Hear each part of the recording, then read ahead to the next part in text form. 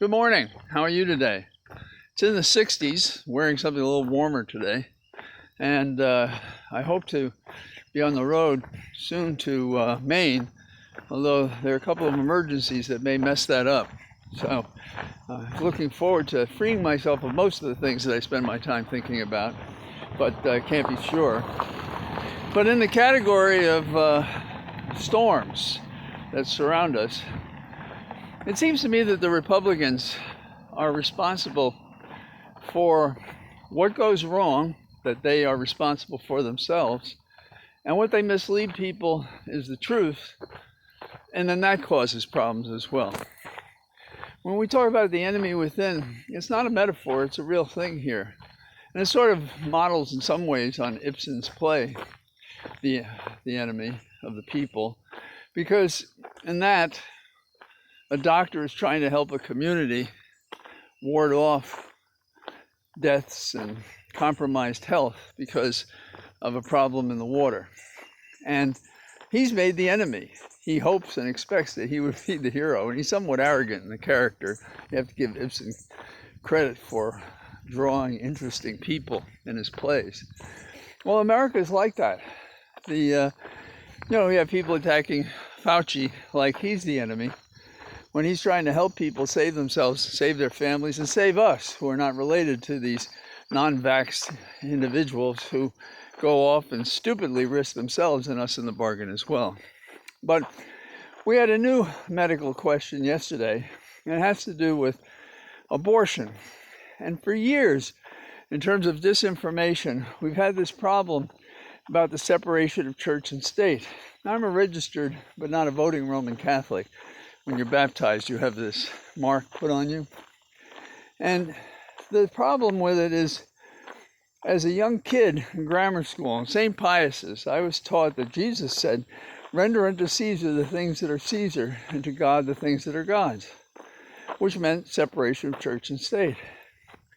But now we have people who would foist upon the general public, as our civil law, the notion that a fecundated ovum is a baby. In fact, one of my high school classmates cheered on Texas this morning for believing that ridiculous notion. Now, the reason this is in the news is that Texas has passed a bill signed by the governor, Abbott, who is of the view that a woman may not have an abortion after 6 weeks. Now, Roe v. Wade wrote the law very differently, and a woman has almost complete, if not complete, dominion and control over her body for the first trimester. And last time I checked, isn't that 12 weeks? So 3 months. So the governor would defy the Constitution, and the entire Republican group in that deliberative body, so-called, they also decided to violate the Constitution. And then they went one better. $10,000 bounty hunters can turn in a woman who had an abortion when she was past those 6 weeks. Now, women know better than I that one can't determine often that you are pregnant, even by the 6th week. And missing a period is not in and of itself an indication you're pregnant. And if you're a bounty hunter, how do you know any better than that? If the example they're giving is an Uber driver is taking a woman to an abortion clinic, that doesn't mean she's getting an abortion. If she tells the Uber driver that, well, that's something. And when I was at Columbia, no abortions were allowed then. And there were all sorts of terrible things happen, particularly to women who didn't have the socioeconomic background to go wherever was necessary to get a safe abortion. And so lots of people were hurt by this. And if the Republicans really cared about children, as they profess to do, they would give a lot more thought to what happens between the cradle and the grave to any child that they bring into this world unwanted. And This statute in Texas is all of that. Now, the sorry story is not over yet, because the Supreme Court didn't stay that law pending the argument. And Justice Roberts, the Chief Justice of the Supreme Court, he joined the three liberals in a 5-4 decision. And the three liberals and he are looking at the fact that A, it's very clear in Roe v. Wade that this is unconstitutional. And two, if there's any argument at all that it should be reconsidered, you can have a stay pending that. That is, preserve the status quo. Now, the Republicans are having a banner week, in my opinion, because the minority leader in the House, McCarthy, is out there threatening those who've been subpoenaed by the Select Committee in the House. And they've been subpoenaed to hand over records that would show who talked to whom and what they did, all the electronic information that could pin the tail on the donkey McCarthy. And we know he had a conversation with Trump on the day of the insurrection, January the 6th. So he's particularly sensitive. And basically, he's telling people, don't hang on to those records. Let them go away. That's called spoliation in legal terms, meaning that you're aware of an investigation and you spoil the evidence that's being summoned in the investigation, and it itself is a violation and an obstruction. Now, wouldn't it be nice if somebody in the system would say, McCarthy, come over to my office.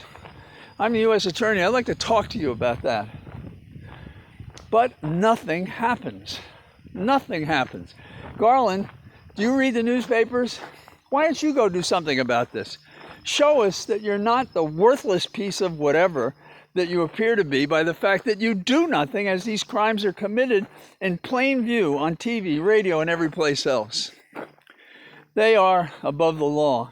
It's kind of ironic that the president of Ukraine, Zelensky, finally had his meeting, ironically again, with Biden, and asked for some of the things that he wanted that Trump was holding back from him, demanding that he investigate Biden. Cute, isn't it? So, what do we have? We have an attorney general that is no Bobby Kennedy. More like, I don't know, not like John Mitchell. He's created a whole category of a do-nothing attorney general. Look the other way. Speak to the problem, but do nothing about it, which has become what our politicians do. Because most legislators, what they do is they don't act, they don't vote until they absolutely have to, and if they can avoid it, then they do. They would rather somebody else take care of it. And when I was a kid, I remember them saying, there are those people out there that say, let George do it. And that seemed obvious to me as a kid that that was wrong. But we have a whole nation of these people. We have a whole barrier of law that doesn't apply to them that applies to us. This cannot stand. This is not American. This is not lawful. This is not constitutional. This is not good for the republic, for the democracy. And it has to stop. So, I don't know if I'll be on the road tomorrow. I hope I will be, because a couple of these problems that are coming up may mess up this escape to the calm winds and waters of Maine. So we'll see. Have a good day. I'll talk to you tomorrow, someplace or other. Bye-bye.